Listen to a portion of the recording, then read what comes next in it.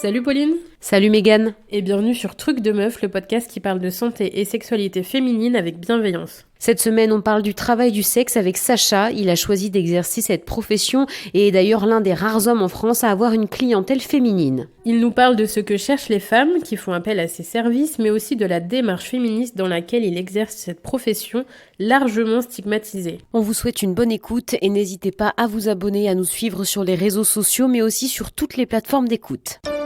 Bonjour Sacha et bienvenue sur Truc de Meuf. Bonjour Pauline, bonjour Mégane. Alors aujourd'hui on va parler du travail des travailleurs du sexe et de comment ça se passe, qui peut se tourner vers les travailleurs du sexe. Mais avant de commencer, est-ce que tu pourrais te présenter s'il te plaît ? Alors je m'appelle Sacha Bellamy, ce n'est pas mon nom civil, c'est mon nom de travailleur du sexe. Pas que j'ai honte de mon activité, mais j'ai des enfants, donc j'ai décidé de protéger leur nom de famille des activités de leur papa. Et donc je suis travailleur du sexe à destination des publics féminins depuis 2017. Auparavant j'étais technicien supérieur en écologie, j'étais écologue et j'ai tout plaqué en 2017 et puis je suis devenu travailleur du sexe. C'est un changement de vie qui est radical. Est-ce que tu pourrais nous expliquer ce qui t'a amené à changer complètement de carrière ? Alors comme beaucoup de gens, c'est le burn-out, c'est-à-dire c'est le crash de ma vie qui a occasionné la possibilité d'un changement. Après, pourquoi j'ai changé en direction du TDS ? Eh bien, ça c'est plus difficile d'y répondre, je ne suis pas sûr de savoir. Je pense que malgré les apparences, il y a quand même quelque chose en commun entre l'écologie et la sexologie. C'est qu'on parle de rapport à l'animal. Je m'explique. En écologie, on fait de la vulgarisation ou de la sensibilisation auprès des humains pour qu'ils soient plus sensibles à l'écologie, à la nature qui les entoure. Alors que la sexologie, quelque part, c'est comme si on devait parler à la nature que l'on contient, c'est-à-dire comme si la libido était notre animal intérieur, qu'on aurait pu abandonner ou laisser en friche ou nier son existence. Se connecter avec sa libido, quelque part, c'est pas si loin que de l'écologie, parce que ça nous ramène à une écologie intérieure, à des choses animales qu'on a en nous, quoi. Et du coup, comment tu as commencé ? Parce que j'imagine qu'on se lance comme ça, c'est un peu dans l'inconnu. Par quoi tu commences quand tu décides de changer de carrière ? Alors, je sais pas s'il y a un début identifiable, vraiment un top départ comme ça. C'est quelque chose d'assez progressif dans ma vie. Largement avant de me lancer en travail du sexe, je faisais déjà du cabaret un peu dénudé ou des choses comme ça. Donc mon rapport au corps était déjà en mutation. Vraiment le pied à l'étrier, ça a été je sais pas si elle existe encore, mais il y avait une entreprise qui était justement destinée à ça, qui s'appelait Man in a Box, et qui permettait aux hommes de s'inscrire en tant qu'escort boy. La première fois que j'ai tenté la manœuvre, j'avais 37 ans et ils m'ont répondu que j'étais trop vieux. Donc j'ai abandonné l'histoire. Et puis 3 ans plus tard, je reçois un mail de relance de leur part et ils me disent voilà, on a refait un sondage auprès de nos clientes et il se trouve qu'on faisait erreur. Elles veulent pas des hommes aussi jeunes que ce qu'on pensait. Finalement, vous êtes plus trop vieux. On veut bien de vous. Et donc je l'ai fait 2 ans. Juste le temps de me rendre compte que leur fonctionnement ne me convenait pas du tout. Donc je suis parti à mon compte après, me débrouiller tout seul. Mais en tout cas, ça a été mon pied à l'étrier. Voilà, ça a été mes premières clientes. J'hésite toujours entre le mot cliente et le mot patiente parce que je m'estime sexothérapeute. Donc en fait, on ne sait jamais si c'est vraiment une patiente ou vraiment une cliente. Je suis pas un médecin, mais aussi on peut venir me voir pour de l'aide. Donc c'est ambigu. Mais en tout cas, c'était mes premières clientes. Pour le coup, c'était vraiment de l'escorting, donc il n'y avait pas de question d'accompagnement sexothérapeutique. Et ça doit dater de 2016 ou 2015, quelque chose comme ça. Après, en 2017, je me suis lancé sous mon nom, quoi. Je me suis lancé pour moi-même. Et du coup, une fois que tu te lances à ton compte, comment tu trouves les clientes ou patientes, en fonction de comment tu les appelles ? Parce que ça paraît pas si simple de laisser une annonce dans le journal ou sur Internet. Voilà, ce qui est compliqué, si vous voulez, c'est qu'il existe effectivement des communautés ou des milieux dans lesquels c'est très accepté que les gens puissent être travailleurs du sexe et que les hommes puissent l'être aussi également. Mais ces milieux-là, ce sont des milieux qui ont déjà accès à des sexualités ludiques, exotiques et qui ont donc une vie sexuelle relativement riche. Ce n'est pas ma clientèle, c'est la communauté dans laquelle j'existe en tant que personne publique. Mais ce n'est pas ces gens-là qui ont un besoin de mes prestations. Je vais les croiser dans des soirées ou dans des associations, des festivals, des choses comme ça, mais c'est pas eux qui ont besoin de mes services. Les personnes qui ont besoin de mes services sont plutôt dans une vie vanille ou dans une vie bien classique, bien rangée d'un point de vue sexuel, et le regrettent. Et donc cherchent à accéder justement à ce que je pourrais leur offrir ces communautés-là. Mais n'en faisant pas partie, ils deviennent des clients ou des clientes et vont payer pour avoir une prestation, des sensations ou des expériences qu'ils n'auraient pas pu avoir autrement, quoi. Donc ma clientèle, il faut que j'aille la chercher hors de cette communauté. Donc il faut que j'apparaisse médiatiquement. C'est-à-dire ça a toujours été ma stratégie. Donc je suis passé sur différents médias nationaux. J'ai fait Canal+, j'ai fait RTL. Et puis après en presse, je suis passé 2 fois dans Les Inrecuptibles, Marianne, les 400Q aussi, le blog du Figaro, des choses comme ça. Et ça me permet de toucher un lectorat qui ignorerait mon existence. Enfin, le lectorat qui est touché ignorerait mon existence s'il n'y avait pas ces médias-là. Et c'est justement là que se situe ma demande. Donc voilà, moi, ma clientèle, elle écoute RTL un un vendredi à 15h et elle tombe sur un sujet sur le fétichisme. Elle m'entend à la radio et elle se dit « Tiens, si je le contactais ?» Voilà comment j'arrive à trouver mes clientes. Du coup, tu nous dis que c'est tes clientes ou tes patientes et que tu te définis peut-être comme un sexothérapeute. Comment est-ce que tu aides ces femmes ? Est-ce que parfois il y a des besoins de réparation aussi ? Comment tu les accompagnes ? Est-ce qu'elles viennent avec un besoin, une demande particulière ? Ou est-ce que c'est, je sais pas, peut-être au fil du temps ? Est-ce qu'elles viennent une seule fois ? Est-ce qu'elles viennent plusieurs fois ? Comment ça se passe ? Alors c'est très compliqué parce que moi je suis dans la situation d'un tailleur. Je dois répondre sur mesure, je ne peux pas répondre prêt-à-porter. Donc pour ainsi dire, ça fait un peu réponse facile, mais pour ainsi dire, à chaque interlocutrice, je vais devoir développer une réponse spécifique et personnalisée. Mais si j'essaye de m'aventurer quand même à répondre, je dirais qu'il y a des personnes qui sont en recherche, qui ont un passé traumatique à réparer. Donc là, on va avoir des situations psychologiques ou des comment dire. Moi, je vais pouvoir aider avec des situations qui mobilisent le jeu de rôle, par exemple, qui permettent de restaurer des situations antérieures, mais en sécurité. C'est-à-dire en gros, la pensée est un peu simpliste, mais en gros, guérir un endroit traumatisé, c'est comme aller le toucher avec douceur, alors qu'auparavant, il avait été touché avec violence. Ça, c'est par rapport au passé traumatique. Mais il y a aussi des personnes qui me contactent parce qu'elles n'ont pas de sexualité. C'est pas parce qu'elles sont traumatisées, c'est parce qu'elles sont pucelles à 50 ans, par exemple. Et alors là, ça devient très compliqué dans la société de l'assumer, d'aller vers un homme qui ne le sait pas et de lui dire moi j'ai toujours rien fait, j'ai 50 ans. Donc là, on peut aller me solliciter. Ou là, ça va être quelque chose de très normal, de très normatif, ce que je vais répondre. Ça va être juste être le partenaire payé, quoi. Il n'y a rien de sorcier. Simplement, c'est quand même de l'accompagnement, même si la personne n'est pas dans une situation thérapeutique. Et puis, il va y avoir aussi tout ce qui est autour des fantasmes inavouables. Alors ça, c'est pas vraiment thérapeutique, mais accompagner les personnes à explorer et à vivre leurs fantasmes, c'est en soi déjà assez énorme. Parce que la plupart du temps, on se heurte au non-dit, on se heurte à la peur du qu'en dira-t-on, à la peur du regard d'autrui, etc. Ce qui fait qu'il y a beaucoup d'entre nous qui ont des fantasmes, mais qui n'oseront jamais ni le dire, ni encore moins les vivre. Il y en a plein, des hommes comme des femmes. Et certaines femmes, à un moment, se disent non, moi je veux le vivre. J'ai pas envie d'attendre d'avoir 70 piges avant de vivre ça, je me le paye. C'est-à-dire c'est plus une expérience qu'un homme qu'elles vont s'offrir. Il faut se rendre compte que les hommes clients sont dans ce qu'on appelle la pulsion scopique, c'est-à-dire ils sont leur demande vient beaucoup de ce qu'ils voient. Donc en gros, ils vont tomber sur une annonce, ils vont regarder les photos, pas lire le texte. D'ailleurs, mes collègues femmes s'en plaignent beaucoup parce que la plupart du temps, ils appellent alors que c'est écrit qu'il ne faut pas appeler, ou ils écrivent alors que c'est écrit. Bref, ils lisent pas, ils regardent que les photos, et si ça les excite, ça y est, l'affaire est faite. Donc en gros, ils vont désirer ce qu'ils voient. Les clientes sont beaucoup moins sujettes à la pulsion scopique, c'est-à-dire elles vont avoir envie de voir, de connaître mes opinions, de m'entendre parler, de savoir que je suis papa, de savoir que je cuisine des plantes sauvages, je sais pas, quelque chose autour de la personnalité. Au-delà de l'apparence, au-delà de la photo. Donc ça, c'est quand même très différent. Ça veut dire qu'on va devoir avoir on va devoir construire une relation. Mes clientes sont aussi des potes à la longue, si vous voulez. Une cliente qui est une habituée, je suis obligé d'entrer en relation profonde avec pour libérer la parole, pour qu'elle puisse me demander tout ce qui lui passe par la tête sans avoir peur de mon regard, etc. Donc ça veut dire que je cultive une relation sur la durée avec ces personnes-là. Et mon travail, je passe le double d'heures en conversation avec mes clientes que d'heures en rendez-vous avec mes clientes. Donc c'est beaucoup de conversations en amont d'un rendez-vous.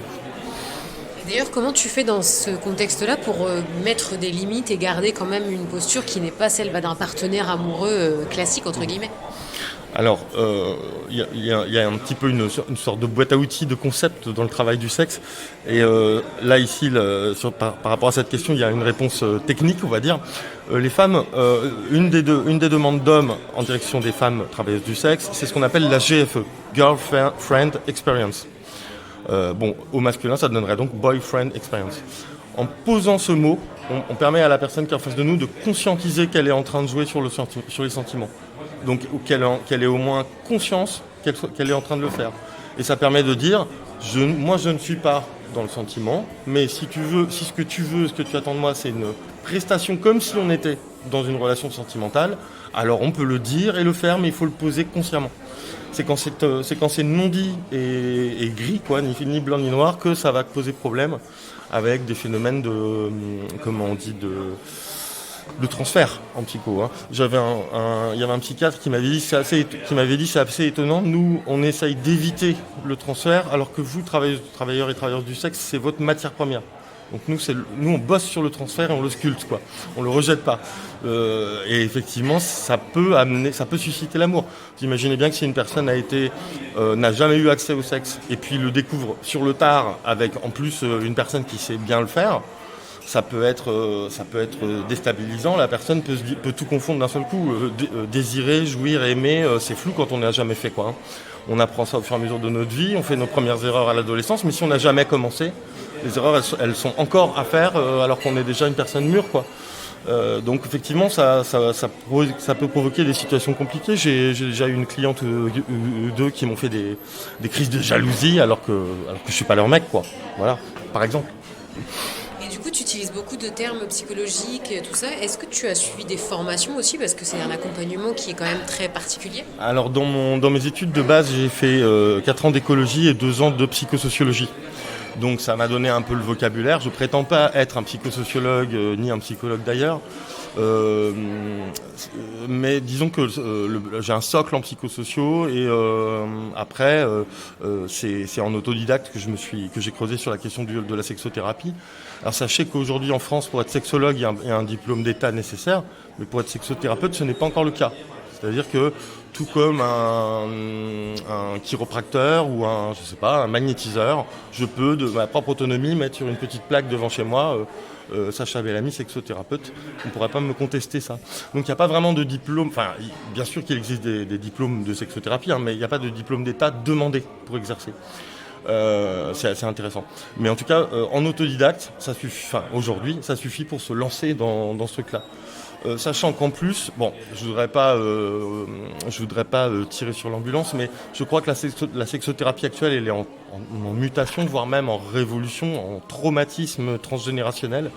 On a une communauté, un ordre, on va dire comme l'équivalent d'un conseil de l'ordre, si vous voulez, en France, qui est tenu par des gens âgés qui ont une représentation surannée d'une sexualité passéiste.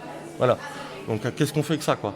Je veux dire, j'ai vu il n'y a pas un an France Sexothérapie, donc leurs instances officielles, partager sur Facebook un espèce de courrier de 2 pages qui était en train de dire en gros que hors de la monogamie exclusive, il n'y avait pas de salut, pas d'espoir, quoi. Alors, je veux bien que des gens le pensent, mais se dire que France Sexothérapie en fait la promotion sur ses médias sociaux, là, je me dis, mais comment ça ? Ils n'ont pas compris qu'on n'est plus en 1989 ? Qu'est-ce qui s'est passé ? Voilà. Donc, la sexothérapie est une munition utile en termes de ressources intellectuelles, mais je ne veux pas non plus faire comme si j'étais sexothérapeute, je ne le suis pas, et en plus, je pense que ça doit bouger tout ça. Ce que j'aime bien, c'est que quand on est, si vous voulez, un sexothérapeute qui toucherait sa cliente, il est en train de faire une faute très grave. Il est en train de franchir la ligne rouge déontologique. Mais moi, j'en ai pas de ligne rouge déontologique. Rien ne m'empêche de parler psychologie avec une cliente érotique. Vous voyez, dans ce sens-là, ça n'est plus ça choque plus personne. Donc voilà comment je me retrouve à faire de la psychosociaux de comptoir avec mes clientes, en sachant que je mobilise pas, en termes de psycho, je mobilise pas des concepts très compliqués. Hein. Moi, j'essaye juste de chercher à ce que la personne se rende compte de ses fantasmes, si elle en a, si elle en a pas, et si elle en a, qu'elle ose les regarder et les verbaliser. Donc je peux pas me charger de tout le reste de la psycho. Il y a quelquefois des choses, des écueils terribles sur lesquels on peut tomber. Je sais pas, une personne qui a reçu des violences sexuelles dans sa petite enfance. On aura beau faire un parcours, toute sa sexualité d'adulte sera définitivement modifiée, voire irrémédiablement amochée. Donc à partir de là, l'accompagnement, ça devient plus faire de la psycho de réparation, parce que ça, il y a mieux que moi, plus solide que moi pour les concepts, mais ça va être d'essayer d'apporter un mieux-être un peu. C'est un peu comme vous savez, les auxiliaires de vie qui vont chez les personnes un peu en difficulté pour leur apporter des repas, etc. On ne peut pas le dire qu'elle les soigne ou qu'elle change tout, mais c'est un petit plus qui va aider la personne à moins souffrir de son quotidien, etc. Je me vois un peu comme ça, c'est-à-dire je viens aider une personne sur le petit micro-sujet de son plaisir charnel. Et il se trouve que vous me parliez de l'émission dans laquelle vous aviez entendu tout à l'heure, je crois que je l'avais déjà dite, c'est que le psy, si vous allez voir le psy avec une sexualité un peu en berne, il va vous dire écoutez, on va soigner votre dépression et votre libido ira mieux. Alors que moi je pense que pour certains d'entre nous, il vaut mieux soigner la libido et que ça règle la dépression. Alors ça dépend, tout le monde n'est pas identique, mais j'ai souvent observé que quand on donne du jouir à quelqu'un, au quotidien, sur plusieurs jours, plusieurs semaines, ça lui donne du bonheur, de la joie de vivre, on va dire. Voilà. Plus modérément que du bonheur, mais au moins de la joie de vivre. Et ça, c'est pas forcément de l'accompagnement, mais c'est quelque chose qui vient aider au-delà simplement du charnel. Ça donne le moral, quoi. Enfin, je veux dire, je sais pas si vous voyez ce que je veux dire. Quand vous avez fait l'amour dans le week-end et que vous êtes tout content le lundi, le petit sourire, là, je me suis éclaté. On la connaît cette pêche-là. Il y a des gens, ils l'ont jamais connue. Ils l'ont jamais connue, puis ils aimeraient bien découvrir ce que ça fait. Voilà, ça. Je sais pas si c'est thérapeutique, mais ça fait du bien à ces gens-là. D'ailleurs, il y a un peu un cliché que le travail du sexe, c'est des femmes vers les hommes ou des hommes vers les hommes. Mais toi, du coup, tes clientes sont des femmes.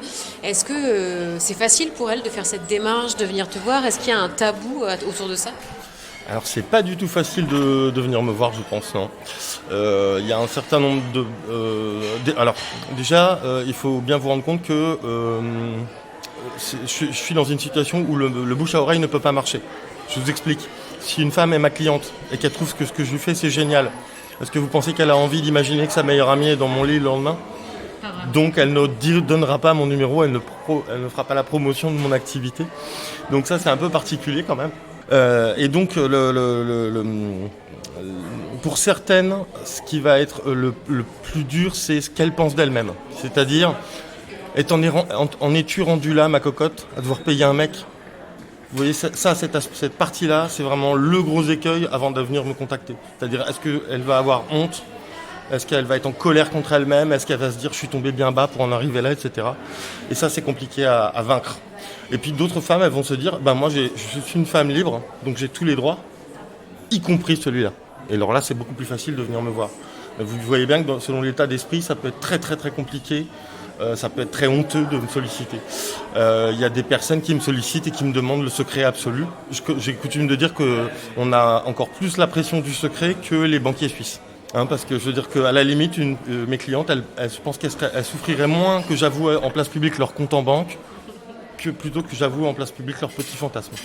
Vous voyez, donc c'est des secrets extrêmement intimes, extrêmement chargés, quoi.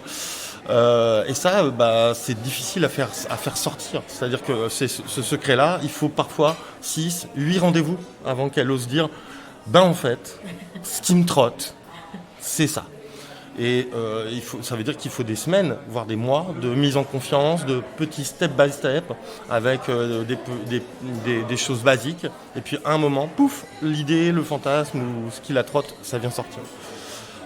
C'est vraiment très très difficile à faire émerger je pense que moi j'ai bientôt 50 ans, donc j'aurais été un pionnier, mais ça, je vais pas faire ça jusqu'en 2050.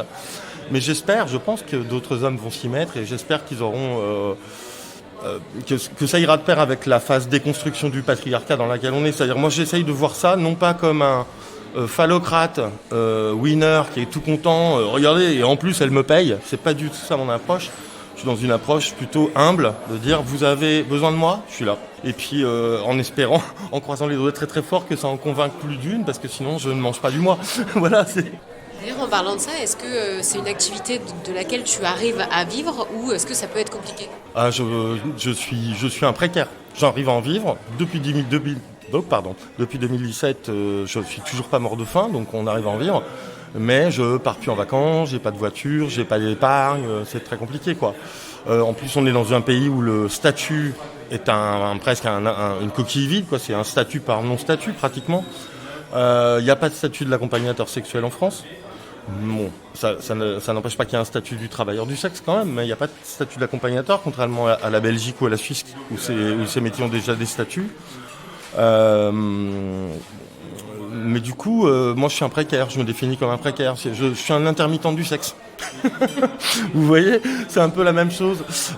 C'est-à-dire qu'on entend tout le temps, dès qu'on parle de travailleuses du sexe, souvent, enfin pas toujours, mais souvent, on se complaît à écouter celle qui gagne le plus, qui est très jeune, très belle et qui travaille avec des nuits à plusieurs milliers d'euros, etc. Ça devient presque un peu un fantasme, ces histoires-là.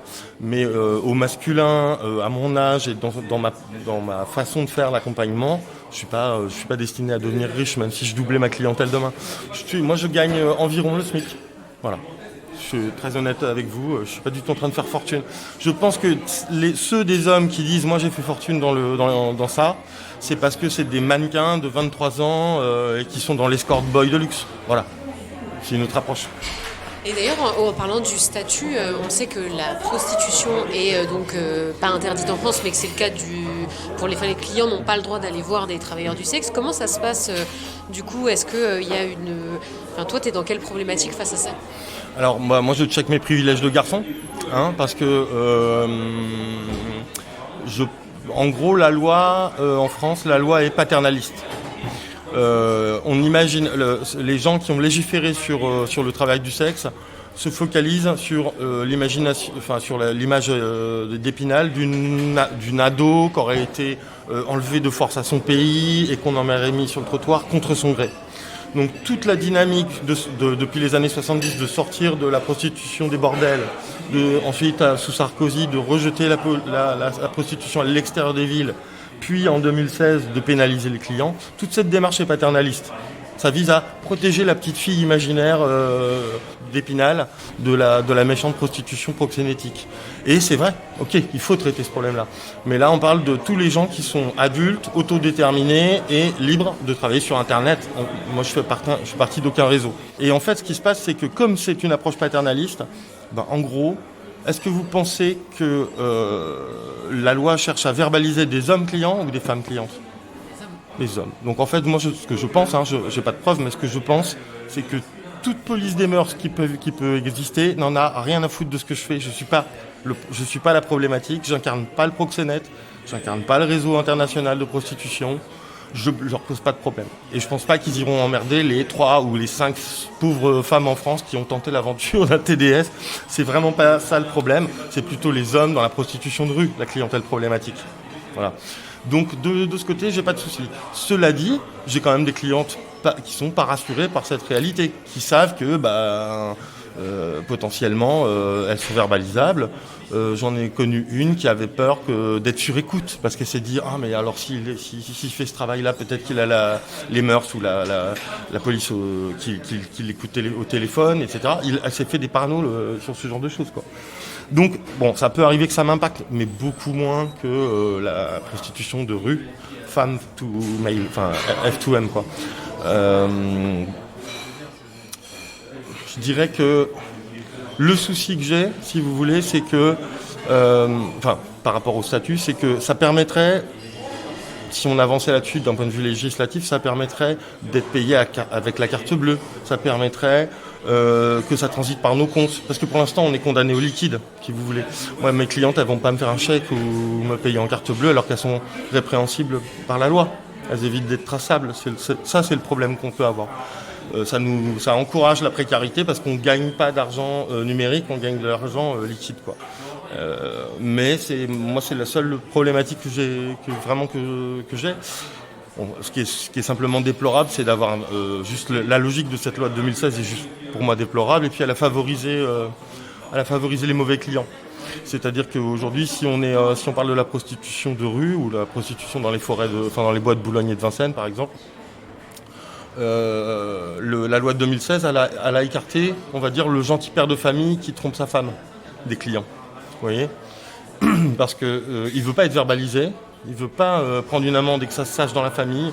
Il ne veut pas que ce soit la honte publique, que ça se sache, alors il arrête d'y aller. Par contre, celui qui peut continuer à y aller, il a peut-être déjà fait de la prison parce qu'il vendait du cannabis.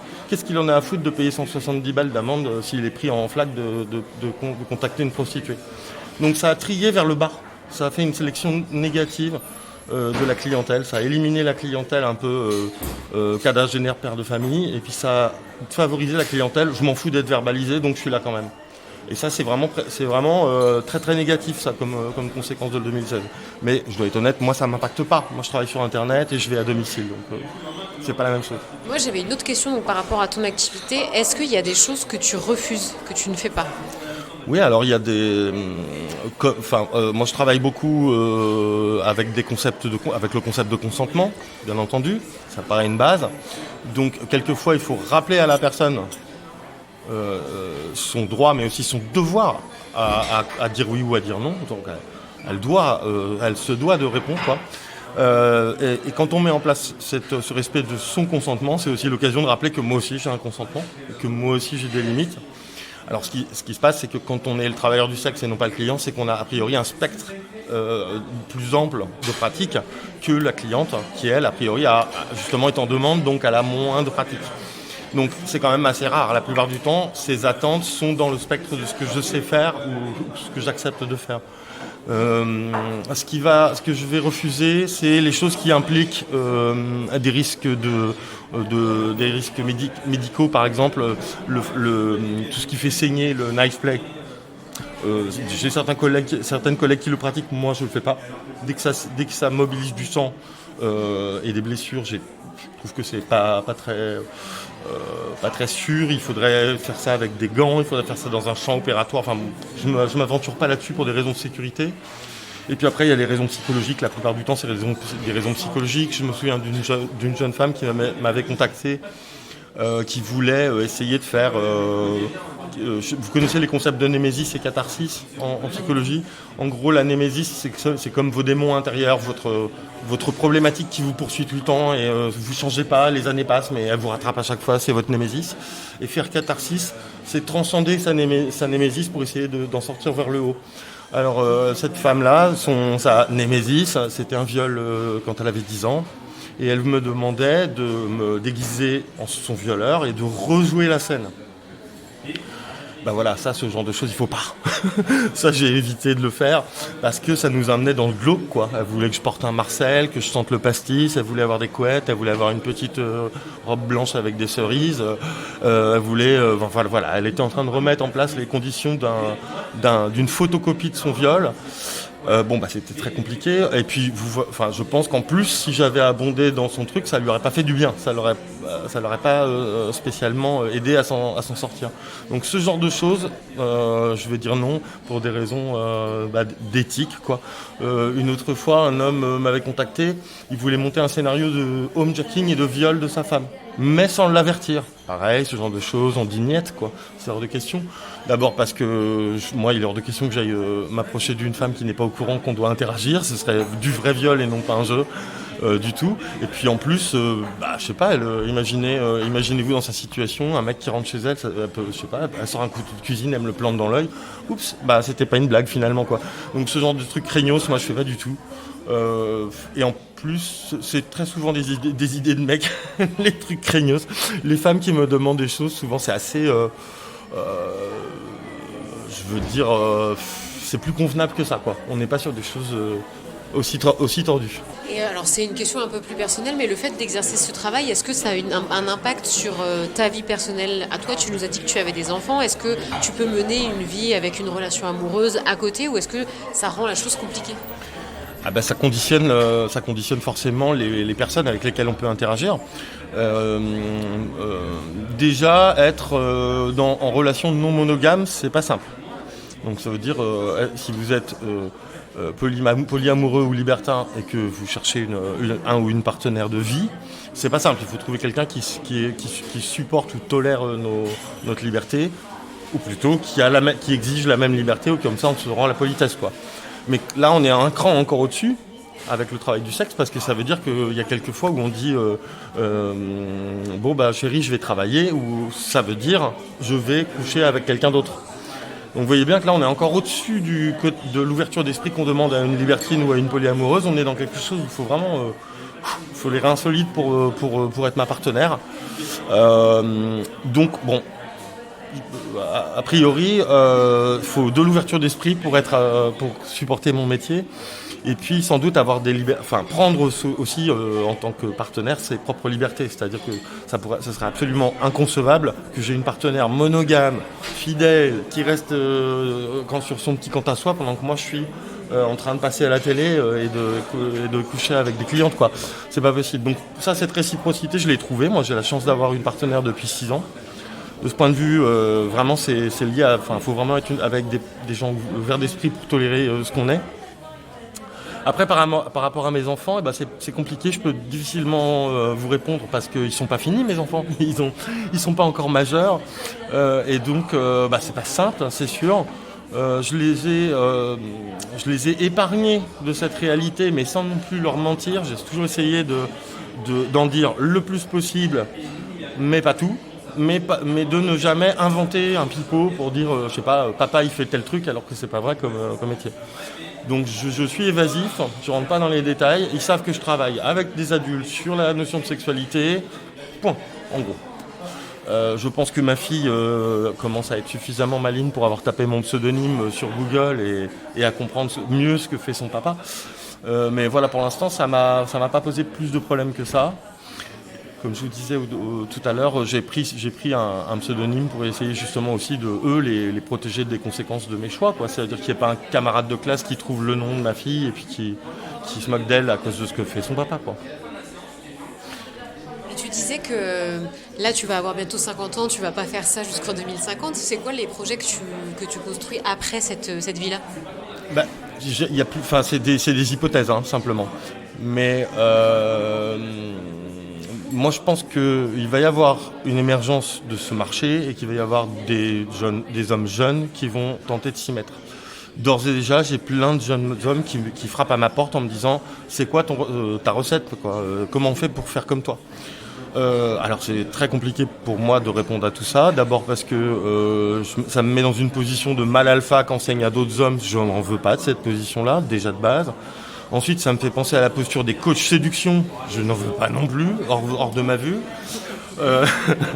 Donc c'est assez compliqué. Et puis en plus, si on est responsable, entre guillemets, de former un homme, on est aussi responsable des conséquences de ses actes. C'est-à-dire, si j'en forme un qui s'avère être un violeur dans 2 ans, pour moi, je me sentirais coupable de tout comme lui, quoi. Donc j'ai vraiment peur de ça, mais en même temps, je vois que ça monte. Donc si la demande féminine émerge, et que de l'autre côté, plus d'hommes se découvrent une vocation, mon destin, c'est de devenir leur prof. Je suis déjà enseignant dans l'équipe de l'école des arts sadiens, donc qui est plus orientée sur le BDSM que sur la sexothérapie, mais néanmoins, je suis déjà du côté un peu enseignant, formateur. Et voilà, je pense que c'est ce qui risque de se passer dans les années qui viennent, quoi. Si la vie m'en laisse le temps, peut-être un jour j'écrirai une espèce de bouquin un peu de mes aventures, mais sans prétention. Mais pour l'instant, voilà, c'est un peu ça l'idée, en vivre jusqu'à temps que je puisse, hein, mais en même temps faire en parallèle une transition avec, comme dans tous les métiers finalement, devenir formateur quand on a fini la boucle, quoi. C'est un peu ça.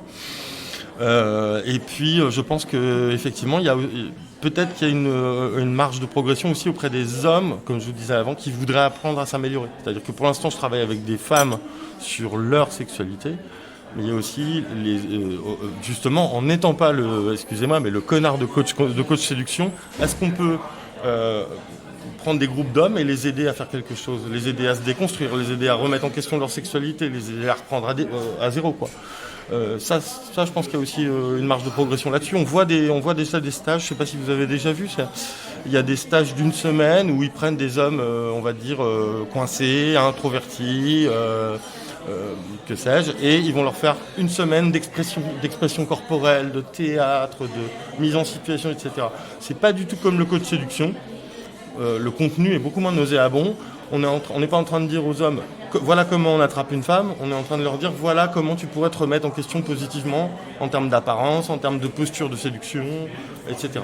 Bon ça je pense qu'il y a aussi des choses à faire là-dessus. Donc pour l'instant c'est pas une réalité, mais je pense que je vais essayer de développer ça dans les années qui viennent. De toute façon, les hommes comme les femmes ont à gagner sur ce type de projet. Un homme qui se comporte mieux, c'est aussi des femmes qui subissent moins d'abus. Et du coup, est-ce que tu penses vraiment que les femmes vont de plus en plus se tourner vers les travailleurs du sexe, que c'est vraiment quelque chose qui peut évoluer ?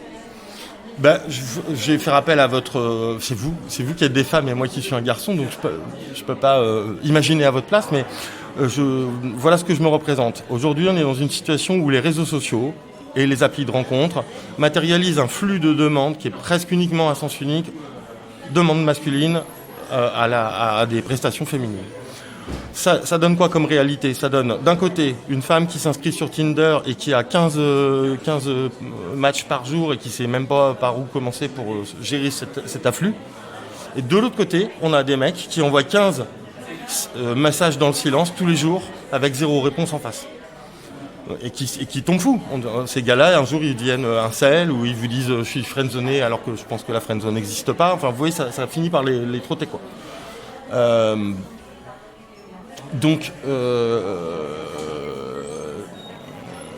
ça y est, j'ai reperdu ce que je voulais dire. On parlait justement de la demande qu'il y a des hommes vers les femmes. Oui, donc voilà. Et, la demande, donc ce qui fait que aujourd'hui, quand on est une femme, on peut juste, si on veut, entre guillemets, je vais être grossier, si on veut juste une bite, il suffit d'ouvrir ses MP.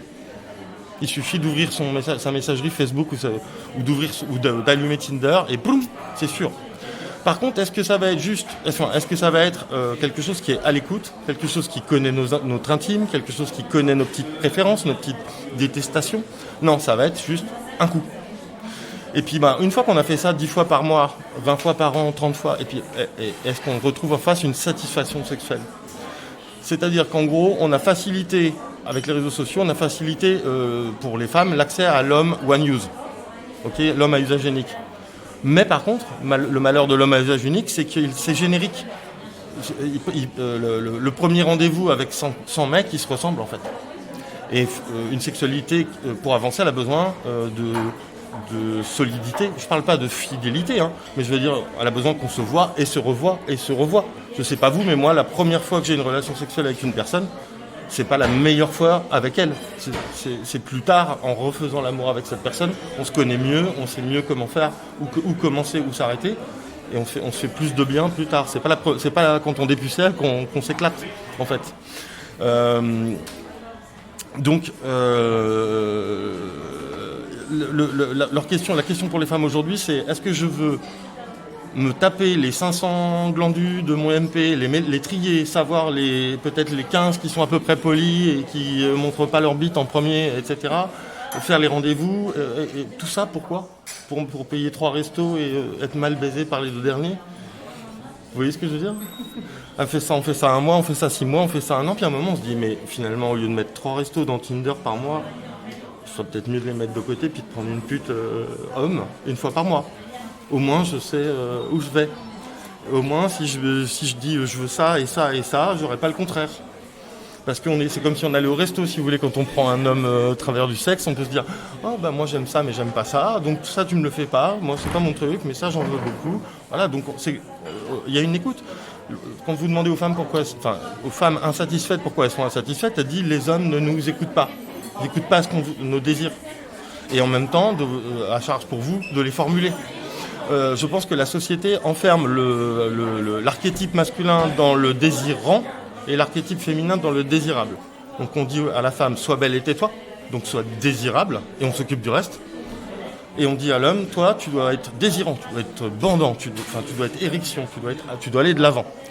Et en fait, des deux côtés, ça nous pénalise et ça nous handicape. Les femmes sont aussi désirantes, mais à force de les mettre dans le cliché du désirable, elles perdent de vue qu'elles ont droit aussi au fantasme, qu'elles ont droit à la perversion, qu'elles ont droit à l'inavouable.